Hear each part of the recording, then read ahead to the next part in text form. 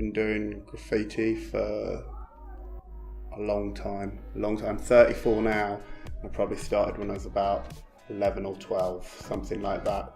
So street art is a more recent thing, probably about the last 10 years or so. Outside murals, England and Northern Ireland predominantly.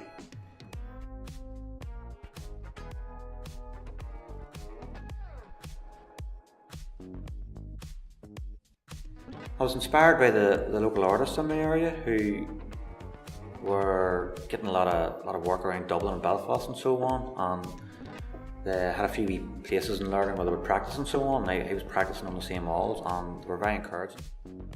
I suppose there are a few people along the way, a few other artists I worked with. Some street artists I've worked with have come from a graphic design background and things, and that was something I did as well. I did graphic design and I didn't really see much of a similarity between the two, but when I moved into street art I saw how I could take a lot of the things I'd learned in graphic design and use them for creating bigger murals and stuff like that.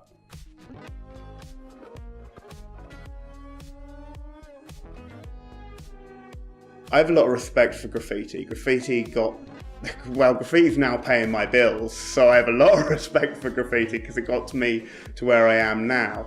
But there's a whole argument with graffiti's vandalism and street art is about gentrification and about making a place look nicer. If all you're doing is putting a superficial varnish on a place, if all you're doing is coming along and making the place look nicer, then you're not really doing anything. You're not doing anything for the community. Street art was probably more popular even maybe 5 to 10 years ago than it is now.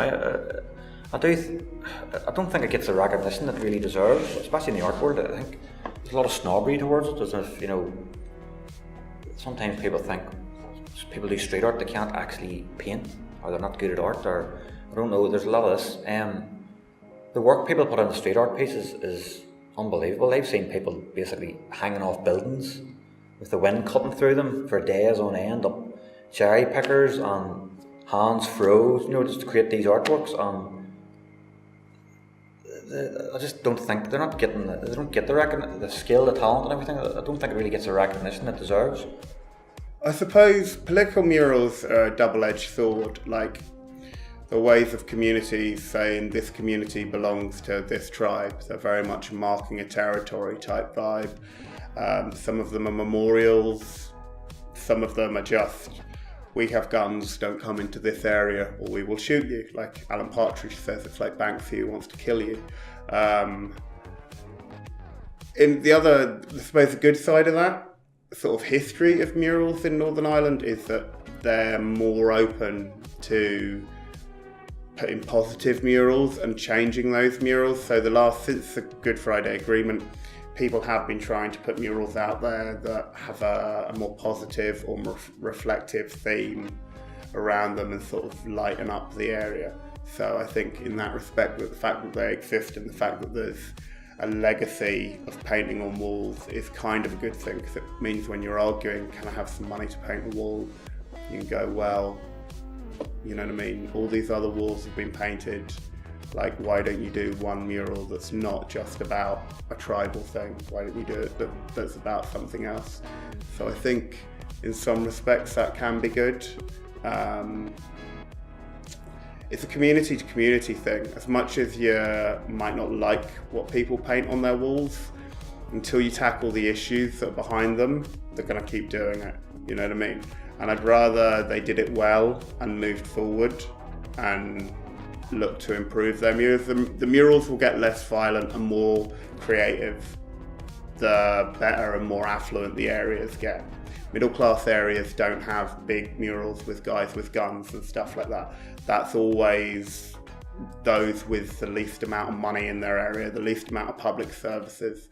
It always seems to be that sort of, you know, the direct link to the economy of the area. So I think there's no point complaining about it. It is what it is. It's a part of this culture and it's here. So live with it. If you want to change it, improve the area and improve the chances people have, and they'll take that stuff down themselves. Like, there's a legacy in Northern Ireland of painting murals, painting political murals, and that is a sort of double-edged sword in that it's a good argument for why we should keep painting murals as it's part of the culture, keep painting them.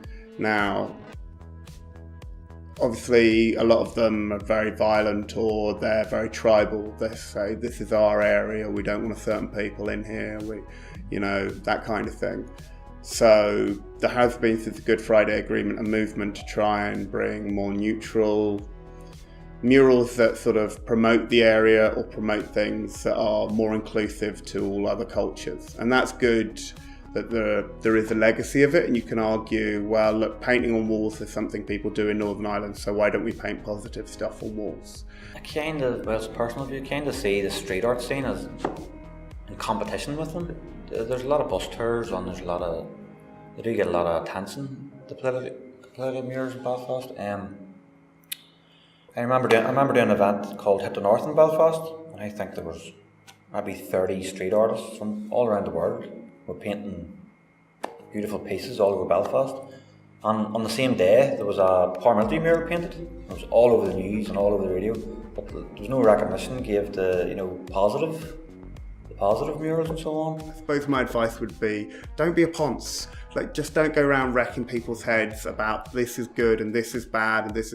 You like what you like, and it's a certain aesthetic that you might not like, but it has a place. Is street art better than graffiti? Well, street art wouldn't exist without graffiti and the internet.